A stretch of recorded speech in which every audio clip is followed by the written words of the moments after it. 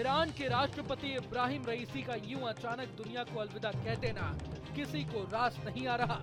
19 मई को एक हेलीकॉप्टर हादसे में ईरान के सबसे ताकतवर शख्सियत यानी प्रेसिडेंट इब्राहिम रईसी की मौत हो गई। लेकिन दूसरी तरफ इस हादसे पर शक की सुई भी घूम रही है। रईसी की मौत एक हादसा है या साजिश, ये तो अभी नहीं कहा जा सकता। लेकिन अपने प्रेसिडेंट के निधन के बाद ईरान में मातम पसरा हुआ है।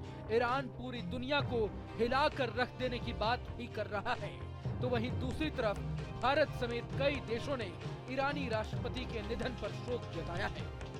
प्रधानमंत्री नरेंद्र मोदी ने भी ईरान के राष्ट्रपति इब्राहिम रईसी की मौत पर शोक व्यक्त किया है और कहा है कि भारत इस दुख की घड़ी में ईरान के साथ खड़ा है। क्या इब्राहिम रईसी की मौत पूरी दुनिया को हिलाकर रख देगी? क्या ईरान के राष्ट्रपति के अचानक चले जाने से भारत पर बड़ा असर पड़ेगा?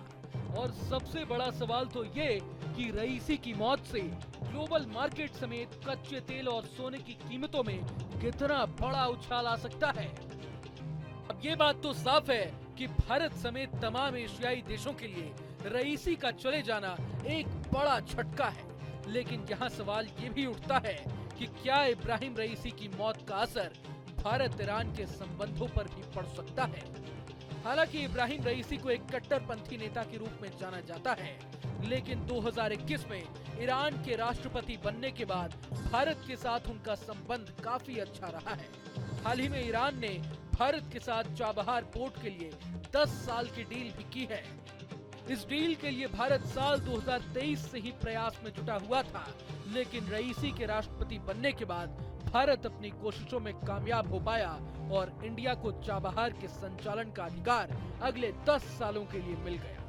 चाबहार के लिए हुए इस समझौते को भारत का चीन के बेल्ट एंड रोड इनिशिएटिव यानी BRI का जवाब भी माना जा रहा है। लेकिन असल में इस करार की अहमियत इसलिए बढ़ जाती है क्योंकि अमेरिका की नाराजगी के बावजूद भारत ने ईरान के साथ इस डील को जारी रखा है। अमेरिका और ईरान के बीच कैसे रिश्ते हैं ये तो किसी से छिपा नहीं है।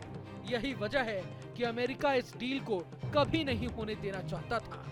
इसे रोकने के लिए अमेरिका ने भारत पर कई तरह के प्रतिबंध लगाने तक की धमकी भी दी थी, लेकिन वो अपने प्रयास में नाकाम रहा।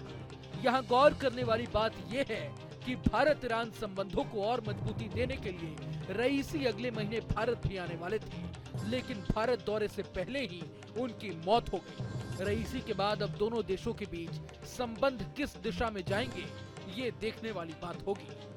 अभी तक तो हमने ईरान और भारत के संबंधों की बात की, लेकिन अब ये भी जान लेते हैं कि रईसी की मौत वैश्विक बाजार को कैसे हिलाकर रख देगी। दरअसल ईरानी राष्ट्रपति की मौत से तेल सप्लाई चेन पर असर पड़ने की आशंका जताई जा रही है। चूंकि ईरान एक बड़ा तेल उत्पादक देश है, इसलिए सप्लाई चेन में बाधा आने से तेल की कीमतों पर भारी असर पड़ सकता है। रईसी की मौत का असर कच्चे तेल के मार्केट पर भी दिखने लगा है। ईरान के राष्ट्रपति के हेलीकॉप्टर के दुर्घटनाग्रस्त होते ही एशियाई बाजारों में तेल की कीमतें बढ़ गई हैं। वैश्विक बाजार में ब्रेंट क्रूड भी $83.77 प्रति बैरल के भाव पर कारोबार करता दिख रहा है। यही नहीं, रईसी की मौत सोने जैसी सुरक्षित धातुओं की कीमतों पर भी असर डाल सकती है। ईरानी राष्ट्रपति की मौत के बाद सोना अपने ऑल टाइम हाई पर पहुंच गया है। ईरान में स्थिरता आने तक सोने की कीमतें बढ़ने की आशंका है। ईरानी राष्ट्रपति की मौत का असर शेयर बाजार पर भी दिख सकता है। रईसी की मौत से ईरान की राजनीति में आई अस्थिरता और आर्थिक नीतियों को लेकर असमंजस की स्थिति का असर स्टॉक मार्केट पर देखने को मिल सकता है। अगर आपको ये वीडियो पसंद आए तो लाइक करें और चैनल को सब्सक्राइब करें। वहीं तमाम बड़ी खबरों के लिए देखते रहें न्यूज़ नेशन।